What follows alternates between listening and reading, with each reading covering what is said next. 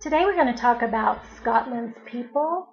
This is probably the best website for doing Scottish research.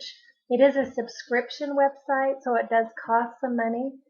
But as far as if you want to look at original records, it's probably the best, especially for the statutory registers and the old parish registers and the Catholic registers.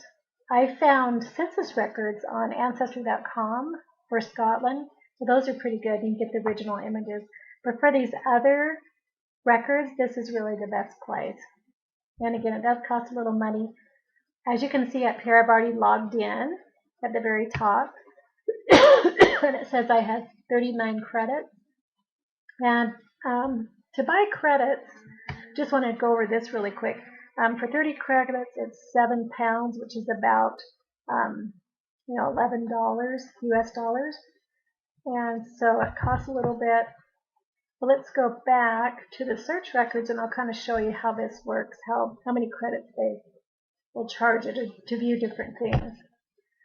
So first off, before I show you that, I wanted to just go over what they have. The statutory registers are, if you click on the births, it'll bring you to this page, and it says that they are from 1855 to 2012.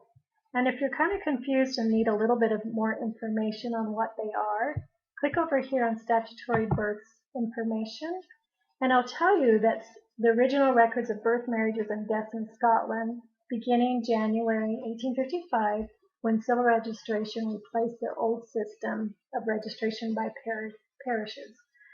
So that is when they started. If you have ancestors that were born after 1855, you'll want to look here. And you can look at the same thing through the marriages and the death. They also start at the same time.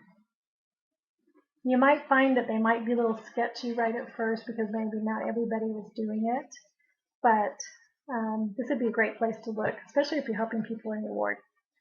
Okay, I wanted to show you, and then also the old parish registers. These are really great, and this is where I found the image for the previous lesson.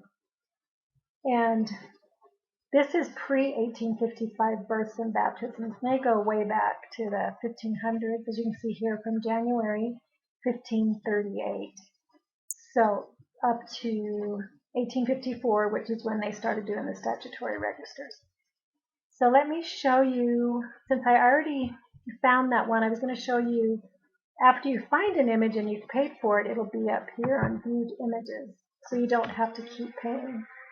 And this shows the one that I just did on Andrew Hill, and you can view this again right there. I'll just pull it up so you can see it. I did notice that, and then you have to come down here and put open if you want to look at it. I couldn't get this to work in Google Chrome, so if anytime you're looking at an image or looking at something and you can't get it to work in one browser, just try a different browser. So it did work in Explorer. And then here is, again, the image that I showed you in the previous lesson. It says Hill Andrew, son to Matthew Hill and Janet Miller, born September 29th, baptized June 15, 1809. So we know he was born in 1808, since he was baptized in 1809 in January. So anyway, I wanted to show you that. That's how they come up. You can then save it to your, save the image, and you can put it up on Family Tree and whatever you want to do with that, or share it or whatever. So that's always up there, the images that you've viewed. Let's go look. Let me just show you. Let's do a search for, well, actually, yeah, let's do a search for a marriage, and let me just show you what it brings up.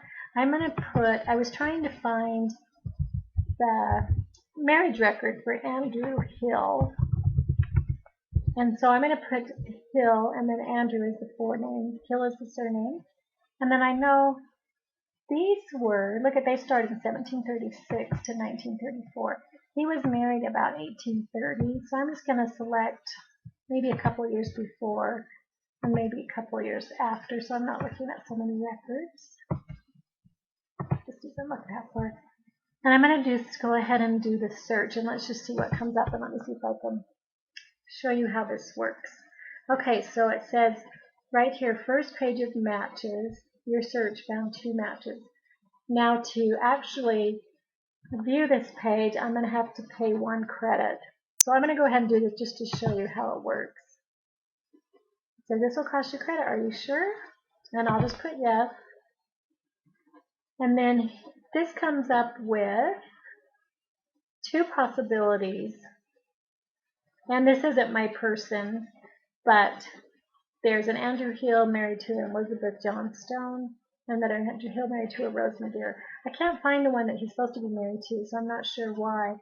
But I wanted to show you this just to show you that if you want to, if you feel like this is yours, the right one, then you can view it for 5 credits. So if you look up here at your credits, every time you view something, it'll take off that number of credits. So I guess the main thing with this website is a little frustrating is that you can't just go and play and look at everything you want. You want to be sure or pretty positive that that is your ancestor before you actually click on there and pay the credits. But it might be worth it. You might need to anyway. So, and there's some other things here. There's a free search on wills and testaments, so you could come in here and search for wills and testaments for free. But anyway, I just wanted to show you this site. There's a lot of other information if you want to know any other information about their records, help and resources, how to get started, and frequently asked questions. It is really a good website. You do have to pay for it, but if you are doing Scottish research, this is the very best place that you can go. You can check out, there are some, I would go to familysearch.org first to see what you can find there, and to Ancestry, but if you really want to get into these old parish registers, you may just want to come here to scotlandspeople.uk.gov. I hope you have a great day.